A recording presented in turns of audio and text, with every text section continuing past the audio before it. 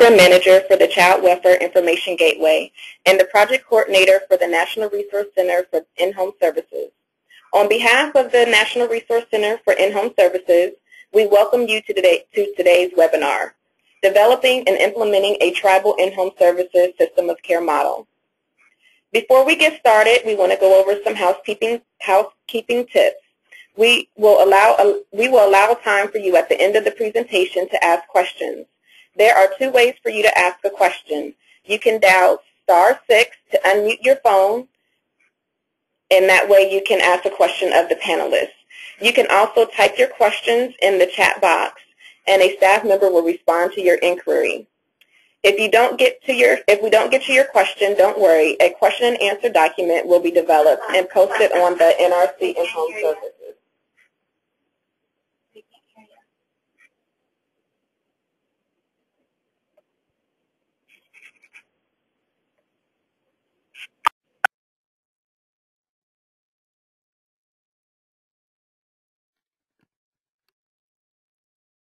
I'm sorry, there seems to have been a technical issue. We apologize about that.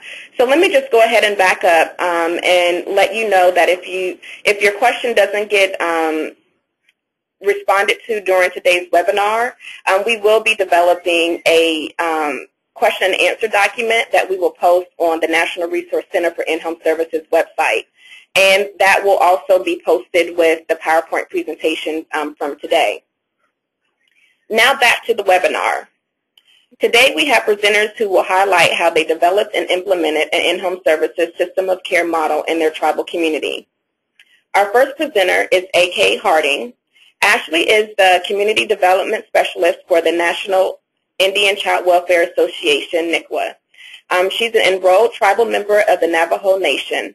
Ashley's work has focused on addressing disproportionality of American Indian and Alaskan Native children in the child welfare system. We also have Francine Eddie Jones.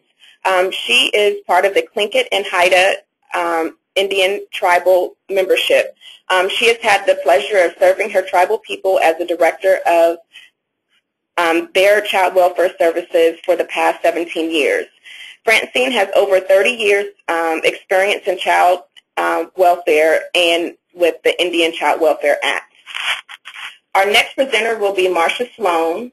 Marcia is the Deputy Director of the Nome Eskimo community, a federally recognized tribal tribe in Nome, Alaska. She has been working in children's and family services for over 20 years.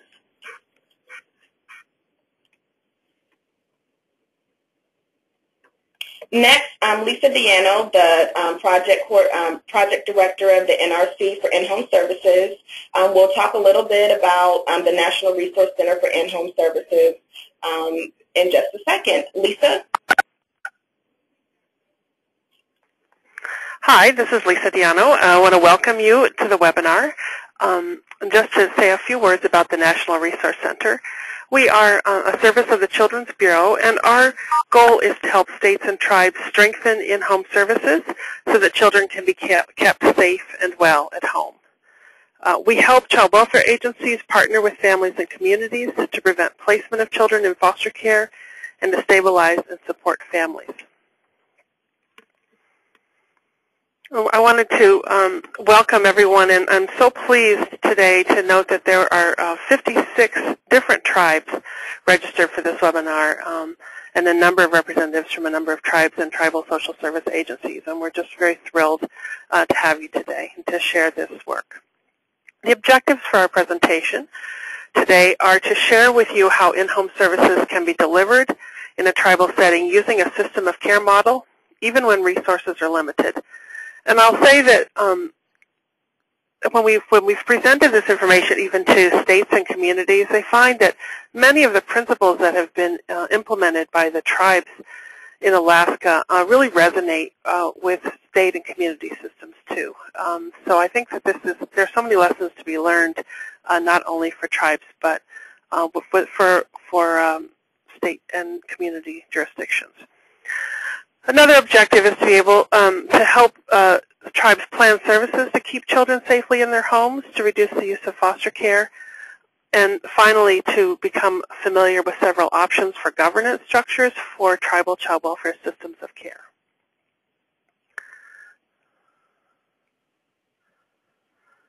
If you can advance this slide, please. The National Resource Center for In-Home Services is really honored to be partnered in this endeavor with the National Indian Child Welfare Association.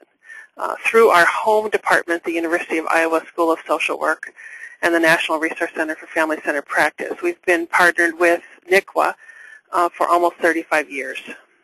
And they've really helped create a model of family-based services that we talk about all over the country. So we're really honored and privileged to have had the opportunity through the Children's Bureau Cooperative Agreement to work again with NICWA. This project, this long-term project that Nick was going to talk about today, has been something that's been in collaboration with the Western and Pacific Child Welfare Implementation Center. So we're very excited to have put in somewhere around a very large number of hours and days working on this project. I'm so excited to be able to introduce Ashley K. Harding, who will start the presentation on behalf of NICWA. Thanks, Ashley.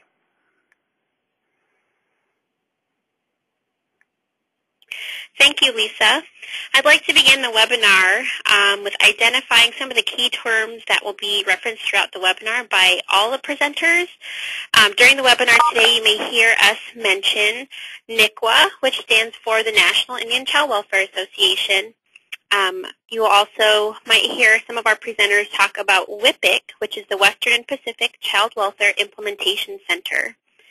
We also have presentations by Central Council Tlingit Haida Indian Tribes of Alaska, the NEC Nome Eskimo community, and then two other terms that you'll see throughout the webinar are the TIHSM, which stands for the Tribal In-Home Services Model, and OCS, Office for Children's Services.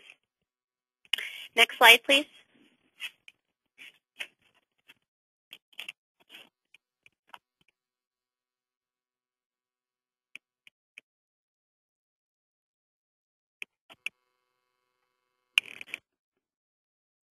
Next slide, please. I'm sorry, stay on this slide. So just to give a little bit of background behind the work that is taking place, the work began in 2008 with 16 tribal partners from across the state of Alaska, which represents over 120 individual tribal villages and corporations. The focus of the work was really to examine the disproportionate rate that Alaska Native children are placed in out-of-home care instead of with the child's village, extended family, or other tribal families. The process was centered on increasing tribal capacity to deliver in-home services by utilizing the system of care approach. This is also while addressing some of the systemic issues of tribal and state partners. The aspect of systems change is really key to enhancing the overall system and working with tribal children and families. And as you see on the last bullet point, really talks about addressing some of the historical trauma that is taking place within many of our communities and how that is addressed with the tribal and state collaboration. Next slide, please.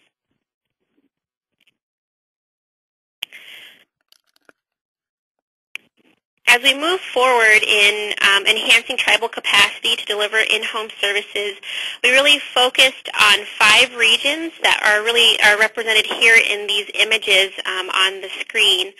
So the images that you see are representative of Coeric Social Services, which oversees 12 villages in their region. Manilik Association Social Services, which oversees 14 villages in the region. Central Council Tlingit and Haida of Indian Tribes of Alaska, which oversees 6 villages in its region, and the Association of Village Council Presidents and another entity under them, one of their native councils, which really comprises of 56 villages in that region. So as you can see, based off of this map, the areas in which we are reaching to deliver the in-home services, training and technical assistance, it's really rural. It's extremely isolated in some of the areas, but this also allows you to see, if you've never been to Alaska or you're not very familiar with the state of Alaska, the vastness of Alaska and what it means to work with tribal communities in these areas. Next slide, please.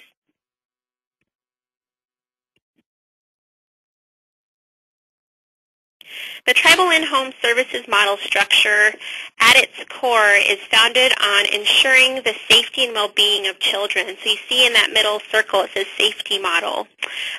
What wraps around the safety and well-being of the children is really focusing on what's called the 8 core elements, which you'll see in the next slide. And around that is the development of a local practice model or a tribal practice model, which really utilizes and enhances the services delivery of those 8 core elements, and really it focuses on respecting the sovereign authority of tribes to define their own services, while utilizing the system of care to ensure that all necessary service systems are being accessed, emphasizing the necessary collaboration and partnerships that enhance outcomes for children and families that are being served in the practice model. Next slide, please.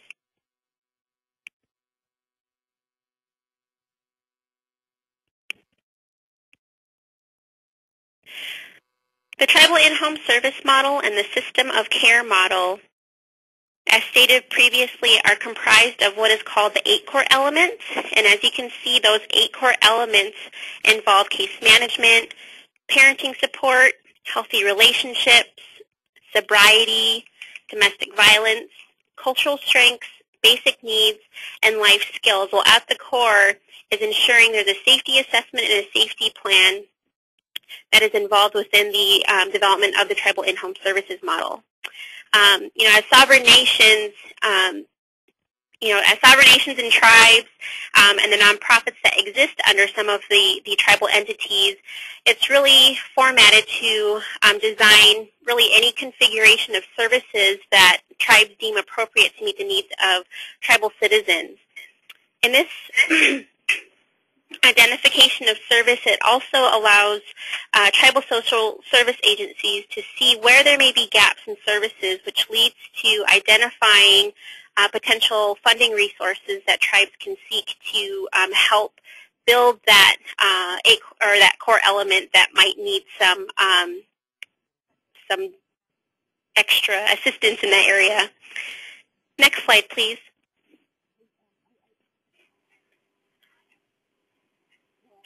So the steps that are involved in the tribal in-home service model, and as you'll see as we go through the next few slides, many of the images that you will see are captured directly from the communities that we are serving, and kind of the pictures of these steps in action as we go and provide technical assistance. I've talked a lot about the foundation and the background information that about how this was developed, and it's really now expanding on the process that has taken place through training and technical assistance that have been provided by the National Resource Center for In-Home Services and NICWA. The steps that have been involved really are they provide a foundation, first of all. We have dialogue in groups. There is also the engagement of not only tribal staff, but state staff and other service organization staff. There's the incorporation of tribal principles and values, and really looking at how to enhance relationships with those partners and those collaborators that are involved in this process. Next slide, please. So the first step involves the physical act of gathering tribal directors, tribal child welfare workers, state child welfare workers, and potential collaborators such as public defenders, local domestic violence shelter staff, TANF workers, etc. And the planning template for the tribal in-home service model is really utilized in this step to begin the preliminary discussions of how each region wanted to develop their tribal in-home services model. in addition to curricula that was provided by NICWA that discussed the role of the tribal child welfare worker, the importance of in-home services, and again, how to engage potential partners. The partners and collaborators that were involved in this initial process, the curricula and the discussions that took place focused on enhancing the understanding of tribal services delivery, also understanding cultural competency, and also focusing on relationship building with tribal staff. Next slide, please. The second step involves the engaging of tribal child welfare workers in dialogue around how they see the tribal in-home services model fitting into their respective village. This was also an opportunity for the communities to brainstorm services available in their respective village. Also identifying safety for a child, what it means to have a safe child in their community, and to examine the tribal values and principles that their service agency used to work with families and children. As you can see, these are the images presented here is that dialogue that's taking place, the ownership that the tribes have taken in really discussing about how they can enhance the services that they're going to deliver. Next slide, please.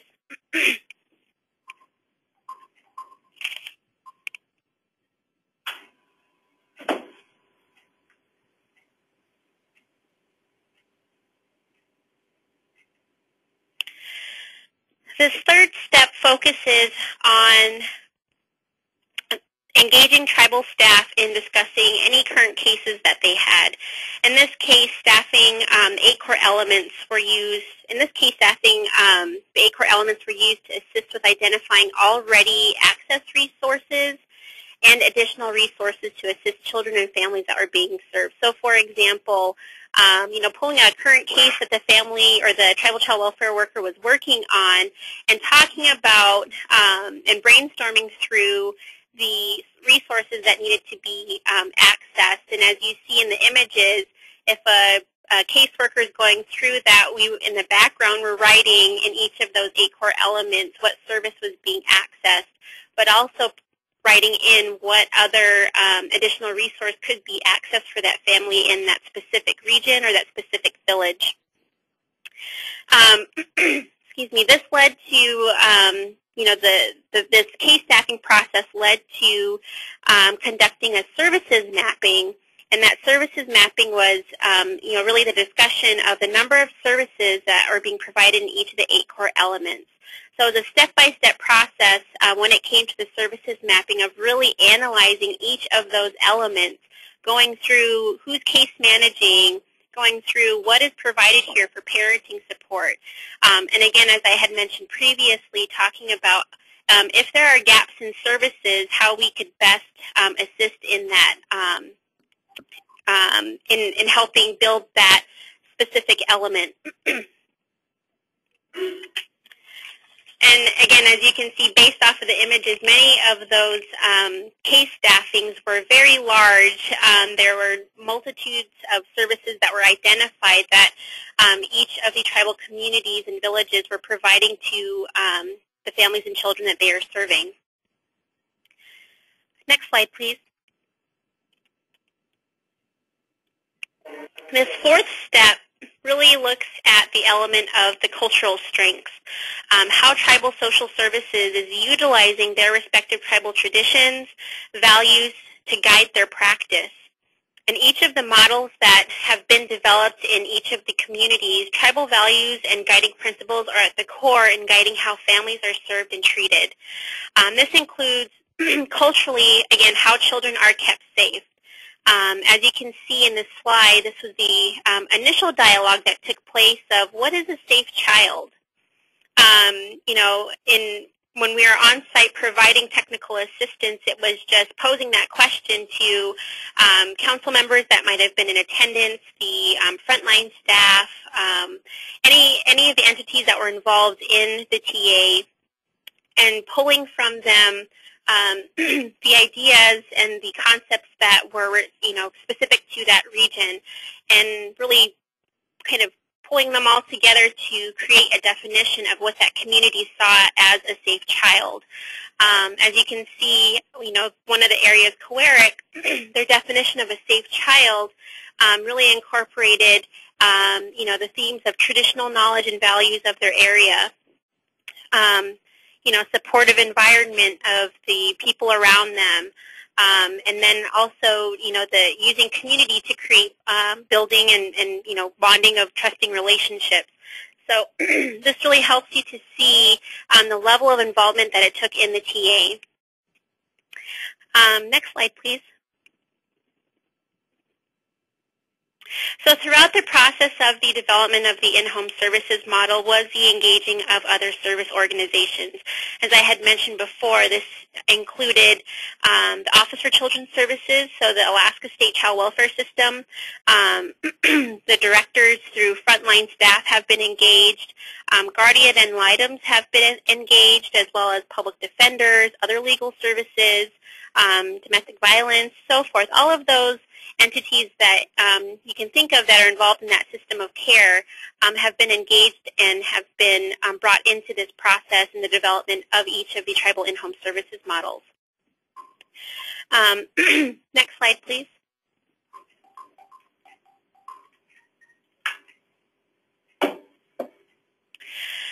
So just to really showcase some of the on-site TA successes with the tribal in-home service model is, the utilization of those 8 core elements to conduct the case staffing. And this is something that has been, that many of the areas where we have been, they are utilizing that to conduct case staffings, but also to enhance the service delivery to the families that are being served. Again, it has allowed each of the tribal communities to really see the level of resources, the level of services that are available in each village, or that each village has access to in Alaska. And also, again, it really allows the tribal staff to fully see what they do for their families. It's that empowerment of, this is what we do for our families, and when it's put on paper, it's a visual for them to see that this is what we do, but also allows that to see the level of collaboration that exists or that can exist within that community. Next slide, please.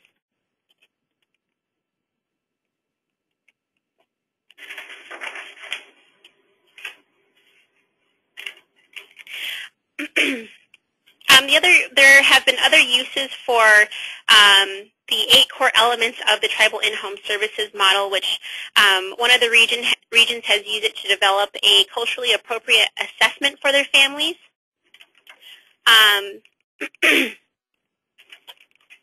In addition to, again, conducting case staffings,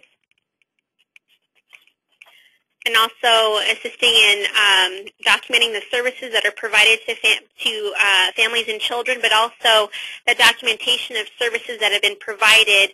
It assists in the development of the court reports that are going to be communicated to the court. Next slide, please.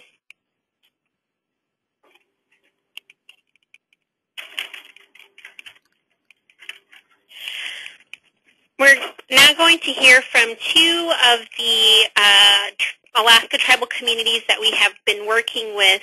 The first presenter is Marcia Sloan from the Nome Eskimo Community Social Services. The next presenter after Marcia is Francine Eddy Jones from the Central Council of Tlingit and Haida Indian Tribes of Alaska, and she's the director of the Tribal Family and Youth Services there. So I will turn the presentation over to Marcia. Thank you, Ashley. The Nome Eskimo community is a self-governing tribe of 2,700 members in northwestern Alaska. We reside in that same service area of Coeric, but we are not part of Coeric. And we have family services offices both in Nome and in Anchorage, which is about 600 miles away, because many of our members live there. In 2008 to 2009, our tribal council was working through their 5-year strategic plan, and they identified healthy tribal families as an area for us to grow and work in, and specifically identified improving our prevention services to our families because we recognize the large number of our tribal member children that were being removed by the Office of Children's Services. We had, in the past, we had an NICWA program, and we would wait until the state removed the children before we became involved in the cases. And so our tribal council wanted us to shift focus to a more preventative approach.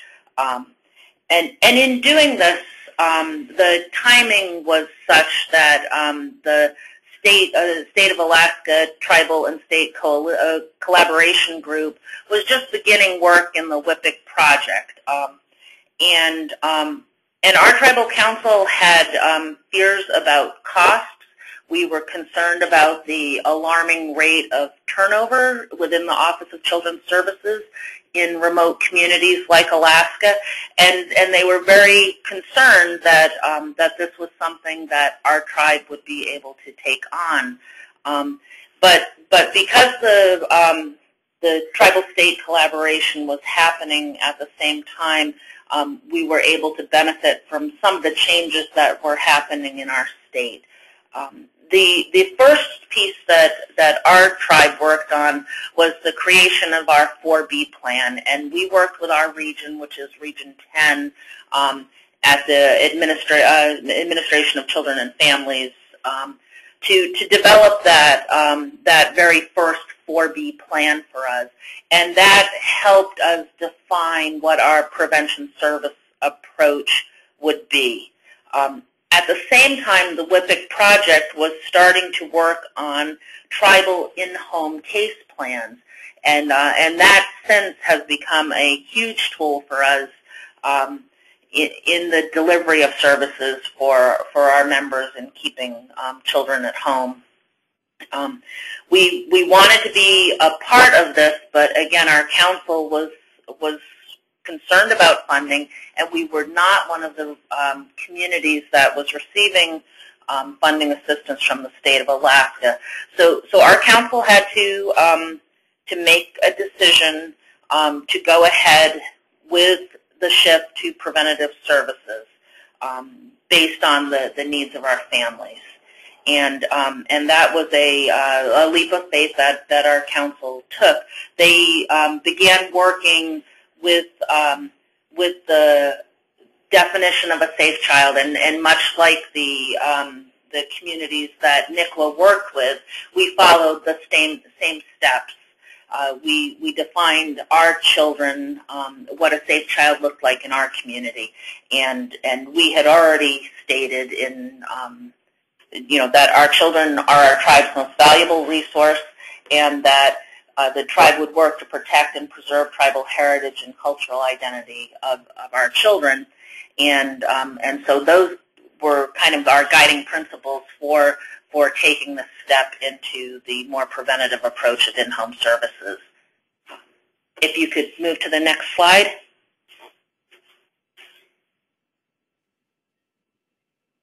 We then began working with the systems of care model and assessing the availability of services in our communities and our ability to deliver these services. And we went through each of these 8 bubbles, as we like to call them, and with our staff and tribal members, we really identified what services were available through our tribe, what services were available through others in our community, and where we had gaps within our community. And so we've worked to help develop those. What we identified within our tribal community was that our workers were doing a really good job of case management, and this was something we wanted to partner more with the Office of Children's Services on. Once we were working with a family, we provided a lot of case management and were able to get them to the other services that existed. we also identified areas of basic needs as areas the tribe was already providing through our welfare assistance program, through a variety of other energy assistance programs. We identified the cultural strengths of our community using our traditional WPIC values. And we identified a strong presence and support in the area of domestic violence from our local women's shelter. We recognized that our programs for sobriety in our community were not what we needed, and we needed to work with our behavioral health services system and with community to better identify those areas. And so we went through each of these 8 core elements so that we would be able to go in and work with our family, identify the issues that they would have, and know immediately how we were going to make referrals happen. This also involved the other area that our council had been concerned about, which are staffing. They recognized that these would be more intensive services. We would need to increase our staffing to be able to offer these services, and we would also need to increase our staff's understanding of the Office of Children's Services language, so that because the tribal in-home case plans that have been developed require a social worker supervisor at the Children's Services to sign off on that if we are to receive reimbursement through the 4E program. And again, as I said, our funding was certainly a concern. So we increased our level of staffing. And in 2011 and 2012, we started using the in-home case plans with the Office of Children's Services, first in Nome and then later in the Anchorage area. During this time, WPIC had also been making inroads in those systems to help break down some of that institutional racism that still existed in the child welfare system, and they were more ready to accept the tribe's ability to work directly with our families, and that was very important. And you could advance to the next slide. I think there's one more slide. The last piece, as I said, our council was very concerned that that if we undertook this, that we would have a much bigger commitment to our families, and we needed to look at how we would fund this. So we looked at both braided and blended funding streams. Braided funding streams are when you identify other resources within your tribe, such as maybe workers who are working in parenting support through the Child Care Development Fund funding, or for our tribe we have a tribal youth worker who is funded from the Department of Justice. We were able to braid those services, and so when cases have families that are also involved in other programs within our tribe, we can braid that funding to provide more support. And then we use blended funding, and many of our positions here are funded with a combination of funds from our Department of Interior funds for child welfare, our 4B funds, our 4E funds, and other grants that we receive. Those were really the critical pieces for us to achieve the goal that our council had laid out for us, and also to be able to better deliver in-home services. We were also very fortunate. We accessed on-site technical assistance from the National Resource Center for In-Home Services, and I would definitely recommend utilizing that to help work with our staff. And I think that's it. Ashley?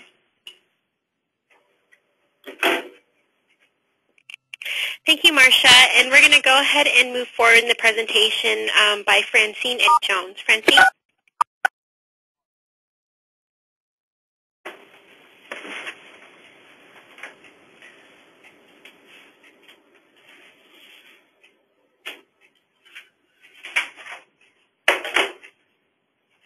Francine, please remember to *6 to unmute your line. Thank you.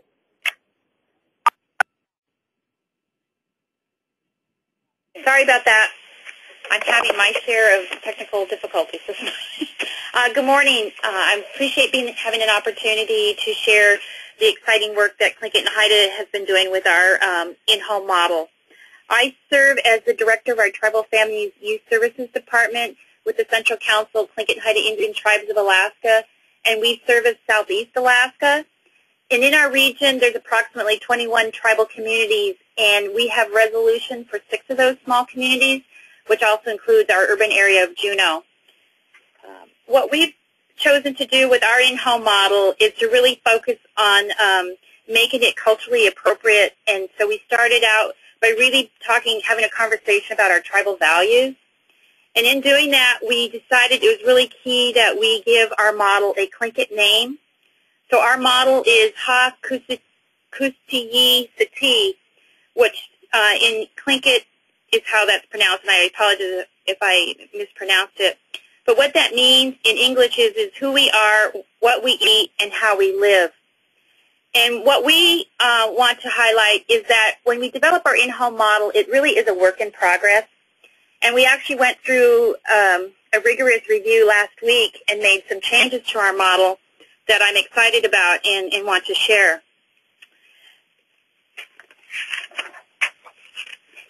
In building on our Tlingit values, we thought it was important to really reevaluate the bubbles or the circles as you've seen in the previous slides. And Tlingit and Haida, before I go into the bubbles, in the provision of services in our department within the tribe, we oversee our tribal child welfare, our elderly services, and our any wellness programs in the area of domestic violence. And anything else externally within the department, like TANF, employment and training, are housed in our employment and training program. So we really internally, our emphasis in developing our model was to really look at and strengthen breaking down the silos internally within the organization and really figure out how do we embrace working with Head Start, which is in a different department, as well as our Tribal TANF program, which is a really key program within the tribe, and our employment and training services in terms of self-sufficiency and getting our families work ready and self-sufficient. So what we did with the model in the rigorous review last week is, if who's in charge of the slides could go back to the slide before this one, which was Marcia's slide, I'd like to spend some time reviewing what we did with the initial framework. Is what we decided in our model is that the overall arching framework of the model is case management. So what we chose to do, and I'm going to walk through starting with, we removed the bubble case management and made that overarching in the rigorous review last week. The other decision we made is that the center of our model is our children.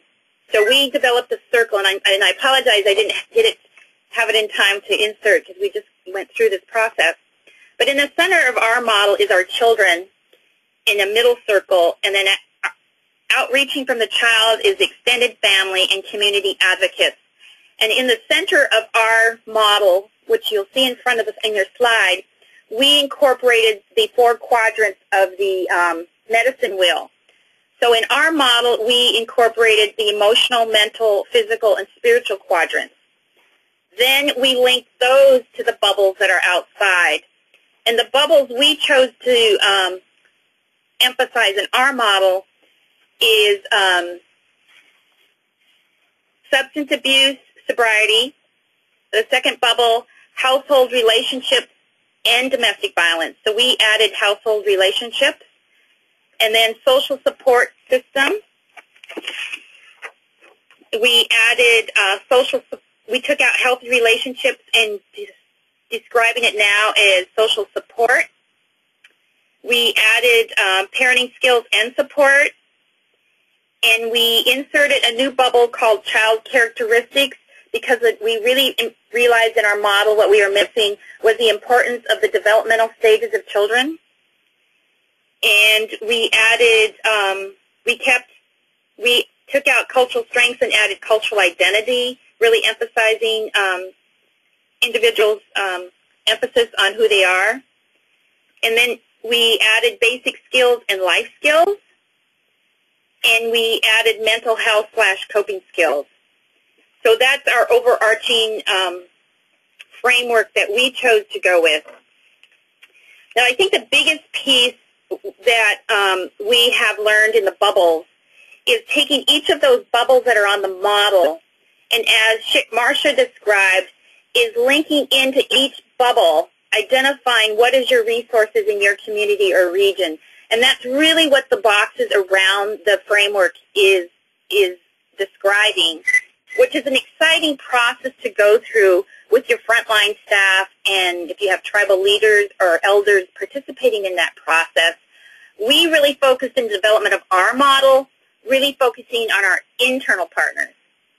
And that was critical for us because, again, we wanted to break down silos and really emphasize this as a tribally driven model. So our focus was really involving tribal leaders, tribal elders, and our internal programs to help identify what each of those boxes would represent in terms of resources. And how we approached the development of this overarching case management model was really empowering the tribe, and the technical assistance we received from under the WPIC project was really emphasizing the importance of tribes being able to better describe and articulate what is it, who you are, what do you provide, and how we package that in terms of marketing. So really it's been a healthy process going through this. And one of the things that we have learned in the development of our model was really looking at service delivery. And one of the things, and again through the WPIC project, was looking at our data. So first of all, what we did the first step we did in the development of model is there was a need for an assessment tool to go with the development of the model. So we took a lot of time with our internal staff to develop our own assessment tool, which was interesting because last week, after spending lots of time developing our own internal assessment model tool, and we had frontline staff use that tool, plus one of our other internal initiatives is our grant with the Child Welfare TANF federal funding, was realizing we had a whole other tool with that initiative. And in that initiative, we're using the structured decision-making tool, or many people refer to it as the SDM. And we had an aha moment with our frontline staff saying, why do we have these two different assessment tools that we're using? So we had a healthy, rigorous conversation with our frontline staff and our management team to ask ourselves, we don't want to overwhelm our staff with a lot of different assessment tools. So how do we align the work, our practice in terms of direct practice within the tribe? How do we align that so it works? So what we decided is we have been spending, this is our second year using the structured decision-making tool with our TANF program under another initiative we're working on, which is called the Child Welfare TANF Initiative. That's a federal grant. What we decided is we needed an internal tool that workers could use that was very concise, they could use it, and the SDM is web-based. So what we decided last week is take that tool, and we have been really promoting that internally, and we have a partnership with our Tribal TANF program that any of our families that come through the door of TANF are required to take the SDM. And what that does, it right away for the frontline workers, a determination can be made if the family is at low, moderate, high, or very high risk of abuse and neglect of their children. And what we found, and I'm going to pause, when we did our own tracking of data for just a short period of time, and I should also say is we have one staff person identified to go out with OCS on their initial assessments. We found that when we tracked the number of IAs we were going out with the state and tracked internally to ask ourselves, were those families connected to TANF? Half of those, approximately 50% of those families that we had gone out on in that short period of time were connected to tribal TANF. So we had an aha moment internally to say that we have access to, we are working with those families, but we're not doing a good job identifying which families those are. So what we did is we better connected the SCM back to our model. And what we're doing is when a family scores high or very high, we have a partnership with our tribal TANF program that those referrals are automatically made to what we call our Preserving Native Families team that is that provides the immediate intensive in-home services for a 90-day period. Once those referrals are made to our P&F staff under this model, then they will do a family strengths and needs assessment, and that's part of the SCM. What then it does is help our staff to focus on identify what the strengths of that family are, and then what are the identified 1 to 3 high needs of that family, so they can focus their intensive in-home services. The exciting part is that focuses our worker immediately on how to work with the family and incorporate and build on culturally appropriate services within the tribe or any external resources within the community. Then we have structured into our model that after 45 days, the worker does a review, and after 90 days, there's a reassessment with our worker, which is the prevention of our PNF worker, works closely with TANF to do a 90-day review to see if that family has made progress or needs to continue in-home services. What we're excited about in incorporating that into our model is we are able to right away by these assessments determine if we're gauging our resources in an appropriate way and how we're working with the family. And again, our pool of families that we worked with in doing this is small. We've not done a lot. And we are learning and partnering with TANF where we need to tweak our model so it makes sense on the practice level. So we're excited about that piece. And what we have been doing is working to look at the language that's being used in the SDM to see if it's culturally appropriate language. And as we do the SDMs with our families, we are getting a better feel on how they're responding to them. So far, the families that have gone through this process have been very engaged in services, and we're hopeful that we are preventing their removal or coming to the awareness of OCS. I do want to share that one of the things we have done is we approached, and I'm glad that Natalie's online, we worked closely in having a conversation with our state folks, the Office of Children's Services, who has the mandate to do the investigations. Tlingit and Haida does not do investigations, but we do go out on them, but we don't have the authority to remove. What we decided is we have workers with one of our state grants, which is called our Rural Social Services again. So again, this is a blending of resources. What we said to the state is we can, anecdotally, we have some data that is showing the families that you're going out on initial investigations have linkage back to the tribe through TANF.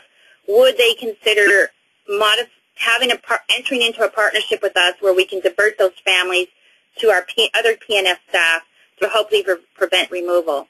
It's a pilot, and we are rolling it out as we speak, and that then forces our team to develop the tribal in-home plan, which has we're in our initial stages of that, and we are definitely anything as you roll out, you run into some complications, but we're tweaking those in terms of the partnership. But again, what we would like to promote, that this is a good connection of resources, and to me it's an alternative response in terms of going through the state system. So I just wanted to highlight that. Let me pause for a minute. I'm pausing as I look at my notes. I keep talking. I think it's also important to highlight that our model with the in-home is really focusing on prevention. And we are really hoping that as you look at the data and compare it to data, because I think it's really important as you roll out a model, is you also have a piece of the model is looking at data to help make decisions. And that's the other thing, the other strength that we see in using the SDM as our official assessment tool, is that it's helping us direct where we should put our resources. For example, when we looked at the initial assessments on a handful of the ones that we have, families that we've done it on, many times OCS will automatically say that family needs parenting, for example. But when we looked at the reviews that we did of the families that we had done an assessment using the SDM, 50% of those families had that as their strength, was parenting. So that's really not where we needed our focus, our energy. So it really helps you as internally what kind of programs to develop and how to gauge where to put your resources. So that was also an eye-opener for us and an awareness in terms of how we gauge our resources. I think the other thing that's important is if you use your data, for example, in Juneau alone, approximately 72% of the children in out-of-home care that are in state custody are Tlingit and Haida children. So we knew in our model we had to do something different. We knew that we needed to make a difference on those percentages, and again to address the disproportionate number of Alaska Native children in our system, which focuses on our urban community of Juneau. So with that, that's how we further promoted it as we developed our relationship to further our partnership with the state. And it's our hopes that we can really impact that percentage. So our goal as a guiding principle, what we identified as guiding principles in summary of our model was that we are committed to our families with children at the focus, that we are really promoting that out-of-home placement be prevented whenever possible. So a part of the process is like knowing the families and starting early on to develop those family trees or those family connections, and that if it moves to out-of-home care, that there's a careful process with the family. And when we present the SDM, and that was another area, as I'll be honest, is that was a philosophical challenge for our staff, but we talked it through and agreed that if we're honest with their families, that we really are trying to help prevent them coming to the attention of OCS, and that we really are wanting to entrust that, they are important to keep their families together, and what can we do to promote services and engage them in services. And that my staff are all tribal members, and they all are very committed and very culturally attuned to who they are, so that has helped in terms of relationships with families. The other guiding principle is really reinforcing with our families that they are parents that they have. How can we fine-tune and work with them to have effective parenting techniques and strategies so they can address whatever the challenges they're having at home or with their children. The other guiding principle that we bring to the table is we are very open and honest about historical trauma that our families have gone through in our region. And overarching is that we realize the importance of relationships and collaboratives with other Central Council tribal programs, as well as the agencies and programs that are external to the tribe that are out there in the community. I think with that, I think I'm covered what I needed to in my part of the presentation. Thank you.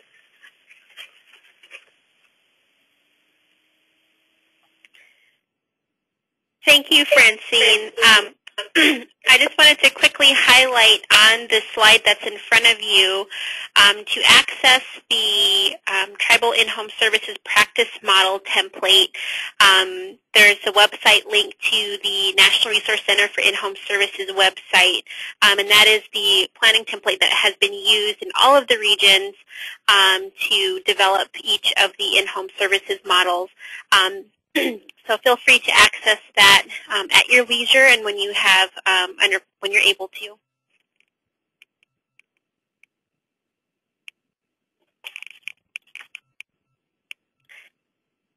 I guess this is, just in closing of our presentation. There's still more to come.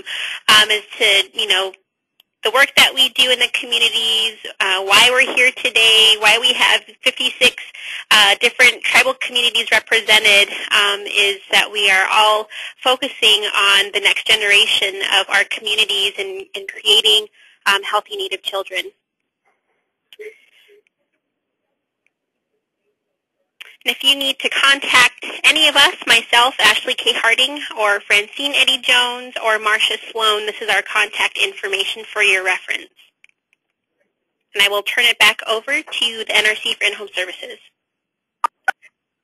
Thank you, Ashley. This is Cynthia Peterson, and this is everyone's opportunity to ask questions of today's presenters. To ask a question, we just need you to dial *6 to unmute your line. And we'll give everyone just a second to do that. I do have one question I can go ahead and get started with. And that question is, what is TIHSM, Haida Indian Tribe of Alaska getting their families, how are you able to get your families to participate without court pressure or court order? Francine, are you able to answer that question? How we've done that is either,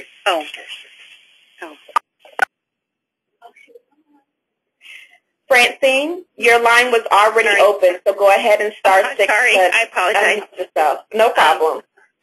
What we've done is the relationship we have with our families is what we, again, remember that we have a worker that goes out on the initial assessments with OCS.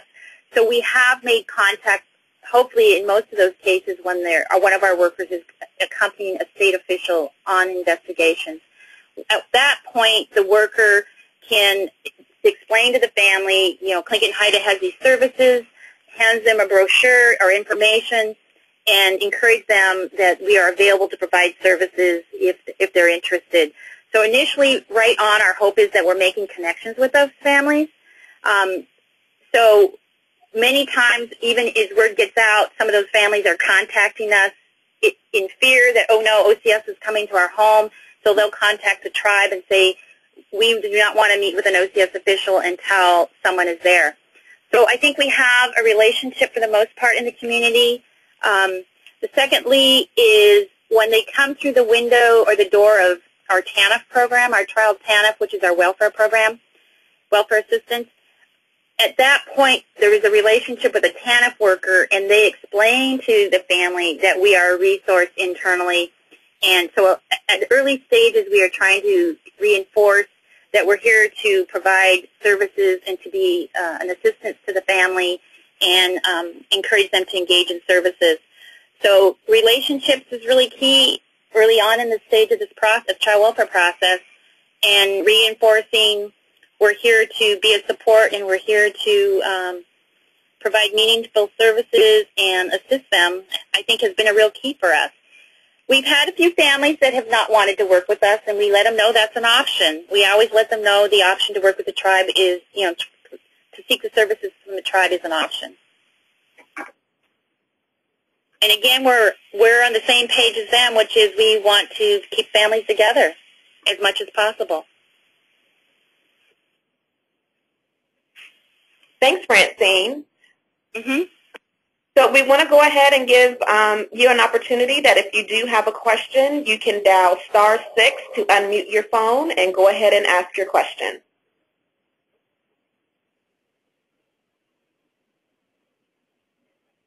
Okay, we just got another question coming in on the chat, which is, what is the approximate percentage of families that do not participate in these prevention services?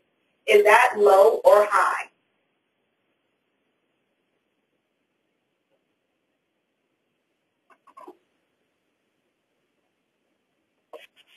This is Francine, I'll answer. I think what we find, and I'll just be frank and honest if we can, is I think when you develop a model, especially a tribal model, I think what we find in the partnership with the state is development of trust and an understanding of what services you provide. And that has been, I think, a very courageous conversation as the state of Alaska has worked with the tribes in Alaska as we developed our models, is we were not getting, I'll be honest, we weren't getting a lot of referrals. But then you'll hear the argument that the state doesn't open up a lot of cases for in-home. So that's a systems level issue with the state. So I think the biggest thing is, so the number of referrals that the 5 programs in Alaska, tribal programs in Alaska, has been very low in terms of the number of referrals. And so that's why we took the initiative in our program within Tlingit Haida that we have these resources, we have tribal members that are providing these services. How do we get those referrals? How do we get involved with these families earlier on? That's why we identified internally that the key for us was working closely with our tribal TANF program. But to wait for those state referrals or the referrals, the way the current model is in Alaska has not been working. It's not been that effective. So we have not been receiving those referrals for many reasons. But the biggest thing is the system, the way the system is set up. So I appreciate that the state was willing to negotiate with Tlingit and Haida. So now we are working through the window of tribal TANF. And it's our hope that we can increase those referrals earlier on.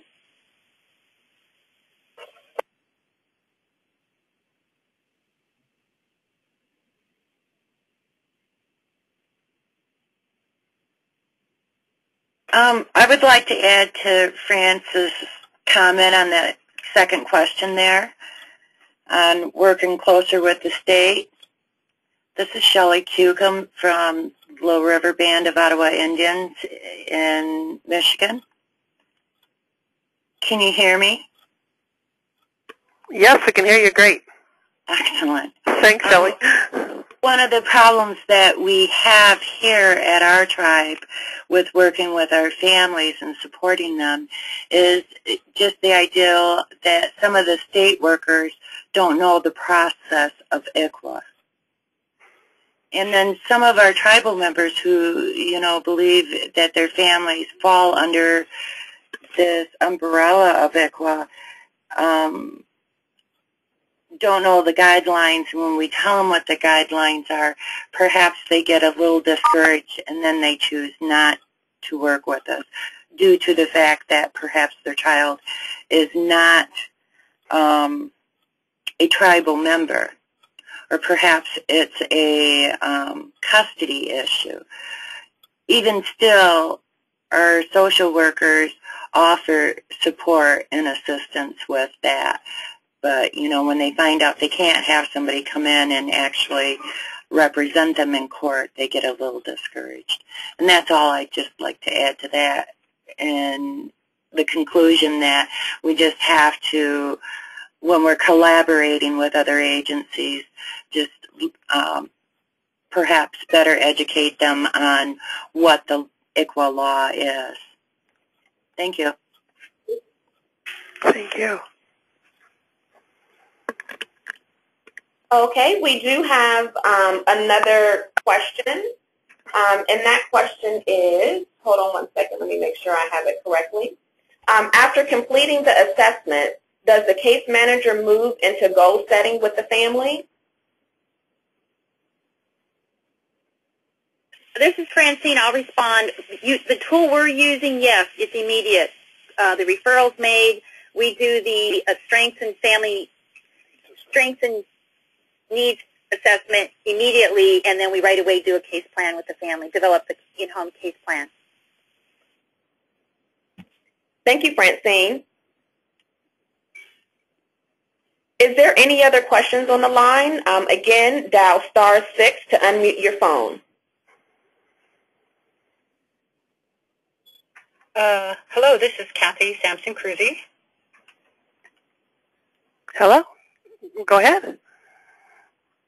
You can hear me okay? Yes, great. This is Kathy Sampson-Cruzy. I'm a social worker and current caseworker with the Confederate Tribes of the Umatilla Indian Reservation near Pendleton, Oregon. Wonderful. My question is for the group on a program that we're researching called VIP. It's called the Vulnerable Infant Program in Rhode Island, and it starts with what looks like a voluntary service agreement for mothers who are at the hospital tested positive for drugs, and the meconium test for the baby is also tested positive. So they work with the court system on a voluntary basis like the in-home service model.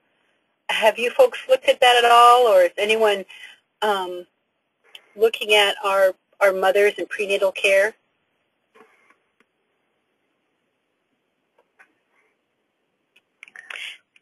Kathy, this is Ashley K. Harding here at NICWA, and what you're describing and then looking at the tribal in-home services model, in many instances in where we've been in Alaska and the cases that are being worked on, it is working with families from an array of different backgrounds, so those moms that are prenatal or moms who already have children. And I think, the program that you're discussing would be an opportunity to build into that system of care for the in-home services model. But I currently do not have knowledge for the state of Alaska if they're utilizing that program or not. Ashley, this is Marcia Sloan.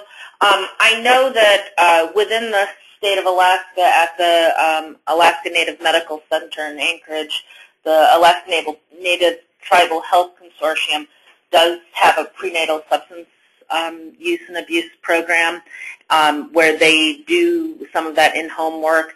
Our caseworkers have worked with them in the past, and so they have become part of that system of care for us. But as far as I know, I don't know of any individual tribe in Alaska that has taken that on. This is Lisa Diano from In-Home Services. I also don't know about tribes taking that on, but I do have information about some programs that are similar to VIP, and we actually have written a little brief which we can post on our website that gives about 5 different ways to go about that. I also helped start a similar program in Chicago that we called Intact Family Recovery. Same model. We went to the hospital. We offered them, it was completely voluntary. We offered mothers an opportunity to sign on to a program that had 2 workers. You got a child welfare worker and a substance abuse worker. And at the time, in the first few years, we had, over like a 90% response rate of mothers who were willing to sign on to the program. And it didn't necessarily go to court, but we told them we said if you don't get into treatment within a certain period of time, we will go to court, not to take your children, but to ask for a court order to get you into treatment. And we found a success rate of about 70% for moms who went in voluntarily to treatment, and similar percentages for moms who went in under a court order. So it's still going on. Lutheran Social Services in Illinois is still doing that program, and anyone who would like to get more information, or if you'd like us to connect you with the folks in Rhode Island, we'd be happy to do that too. Thanks, Lisa. We actually have 2 more questions that just came through the live chat, and I believe that those questions are for Francine. So Francine, if you can go ahead and get ready. But one of the questions has to do with SDM, and the participant would like to know if that's an available tool for everyone. And then there's a follow-up question in regards to the assessment scale. And participants are interested to know if you have a number score to generate data for the program evaluation, and if the assessment tools discussed today are available for use. So Francine, if you can answer those couple questions for participants, that would be really helpful. First of all, the SCM is, we're working with a nonprofit company that develops and is the firm that promotes the tool. And do I have it in front of me? I believe that's called Children's Research Center? Yes, thank you. Out of Wisconsin. Yes, thank you. And Tlingit and Haida, through our Child Welfare TANF grant, incorporated into our grant, in our grant budget, so we have to pay for use of the tool. For example, year one, what we did is we didn't have the resources. Of course, anything when you develop a tool and try to make it unique to your own, there's dollar signs attached. The colleague that I was working with was a professional colleague that actually worked for the state of Alaska, is how Tlingit and Haida got introduced to the use of the prevention tool of use of SCM. It's the prevention piece, not the CPS SCM. So there's two different SCM tools. Sure. With our in-home model, we are using the prevention SCM tool. And the firm that has the fidelity and has worked this model, we're working closely with the state of California. So when we had the first meeting and they introduced it, was to tweak what they were using in California with their state TANF program. So we took the risk, and like any tool, it's like, wow, how does this really work with tribes? So in the process of training our staff, we had a lot of pre-meetings with the trainer or with the consultant and work with them on whether it would meet our needs or not meet our needs, what could we tweak in the initial tool that we were going to be using as we rolled it out. Then we brought on our TANF folks and further tweaked the language. What's important is the actual tool, the SCM tool itself is web-based, so you pay for that access to that. But the cool thing is, and what I got excited about, I'll be honest, is when we went through our site visit last week, is once you've done, when your team of staff have done so many SCMs, it's web-based, you as a supervisor can go in to see who's used the SCM, how many they did, and how many of their families that or the individuals they did the SCM, how did they score on the SCM. The tool itself is, I think, a series of 17 questions?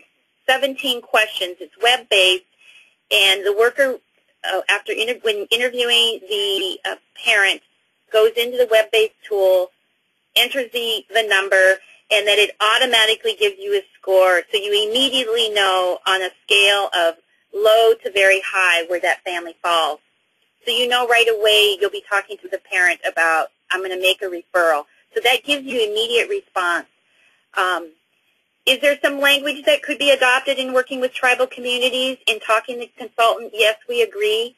But we need to, because it's a fidelity, there's fidelity to the tool, we need more tribal partners willing to use the tool, and that's how you create the reliability, as I learn more about evaluations.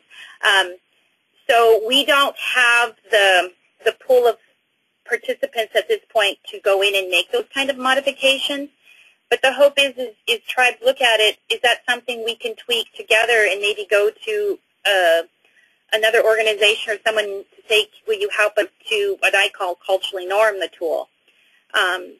But with the other excitement that I like about the tool and what she showed us last week is based on the number of SCMs we've done on so many families, we can go in and create the pie, for example, a pie, and out of the 50 families we've done the SCM on, it'll show how many had needs in substance abuse, how many had needs in parenting. So it right away gives you data that many times we don't have at our fingertips. So that was exciting to my team to be able to have those in front of us as we have conversations about, are we effective in the kinds of services we're providing. The other thing I like about the tool is you do 50 of them, it'll pull it up and tell you what were the strengths of your families. So if out of those 50, 45 of the families scored high in parenting, well, is that really where we need to put our resources internally to have a parenting class, for example? and maybe they scored 45 out of 50, scored very high in substance abuse.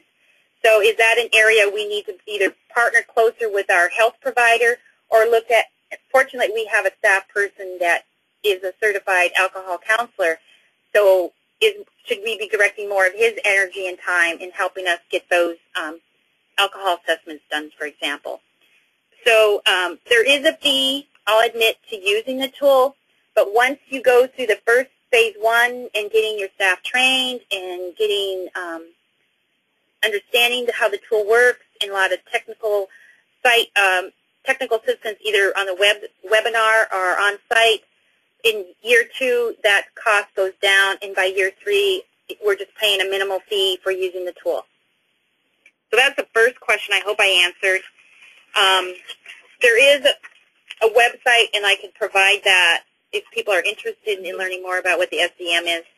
The scores, I wasn't sure what the question was. Could you repeat the question on the scores?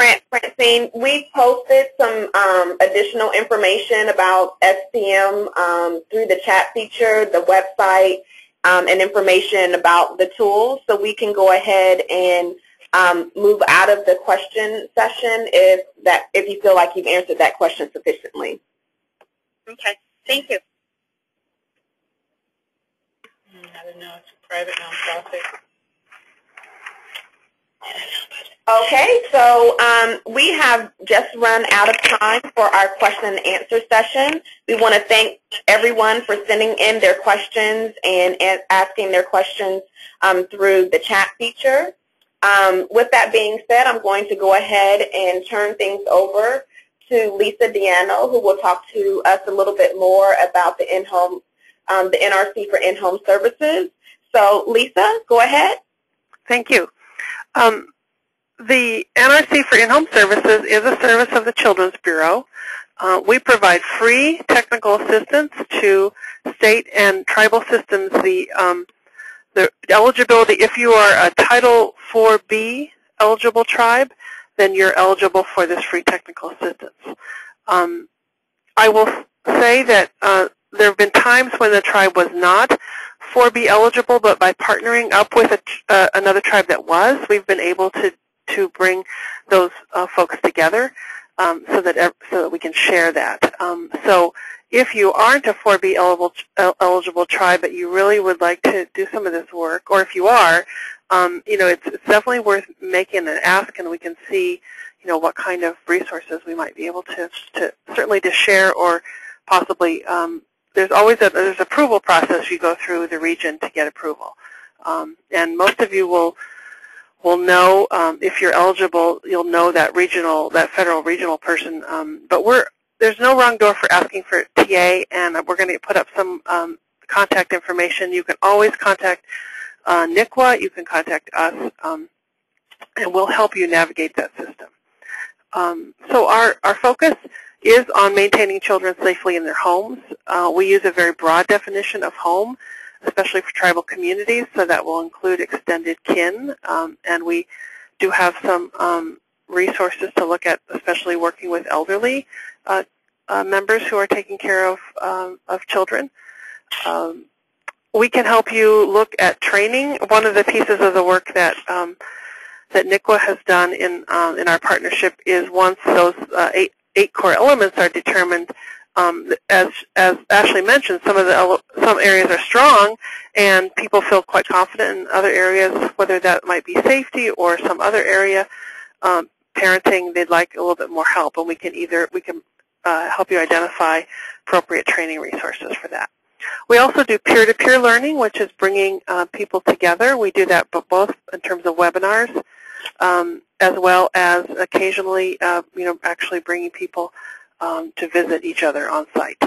And of course, we provide information resources through our website, or if you contact us through the website and you want a specific piece of information, you'd like us to do research. For example, the question on VIP for Rhode Island. You could ask us, and we could do some research and put you in touch with people if you'd like to know more about that. The slides you have in front of you are the two sort of natural contexts for us for getting technical assistance. Bonnie Washek is our Training and Technical Assistance Coordinator, and you have her information. And then Ashley is our contact at NICWA. And so feel free to go either direction to contact us to get that train started. There's a request form, but we always work with you to help fill that out. So you should never feel intimidated by that process. We'll be with you all along the way. We recorded this webinar, and it takes a little while to get it set up, but we will put that on the website along with a copy of the PowerPoint so that you could download and use. And if you pull it up on your screen, we've kind of embedded these links in here so you can get to various sources. We'll make sure and also put a transcript of the questions. That usually takes a little while longer, but so that we'll have the answers to those questions, and probably add a little bit of information about some of the things you asked. I noticed when, as we were talking, I checked our website, and I don't have that substance abuse brief up there. But just give us a few minutes, and when I get off the call, we'll load that up. So you'll have that in the resources section of our website. So we sure encourage you to take a look at that.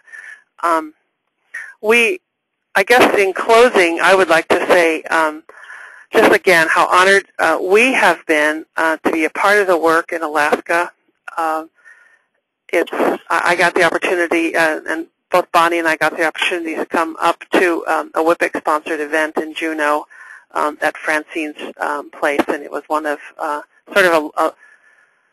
one of the highlights in my adult life to come up. There was a potluck that I'll never forget, and it was just the hospitality and warmth and commitment of the tribes to their families, all the native languages being spoken. It was really a marvelous thing, and so we really appreciate having the opportunity to work with you. Please do contact us. That's my name up there, and Terry Cross, the Executive Director of NICWA. Any of us that you'd like to talk to about any of your training, technical assistance, or information needs, we'd be happy to help. I'd like to thank our presenters for their wonderful presentation, and to Cynthia. Cynthia is part of our other partnership with the ICF in Washington, D.C., and she does a great job of putting on our webinars. So thank you, Cynthia, for pulling this together. Thank you, Lisa. So with that being said, on behalf of the NRC for In-Home Services, we want to thank everyone for joining today's webinar. If you have additional questions, the contact information for each presenter is listed within your PowerPoint, and that's for your convenience. Immediately following today's webinar, you will get sent out a short online survey, and we hope that you'll take a moment to provide us your feedback. We hope that you learned something new today, and this concludes today's webinar, and we want to thank everyone and hope that everyone has a great morning or afternoon depending on your location. Thanks so much.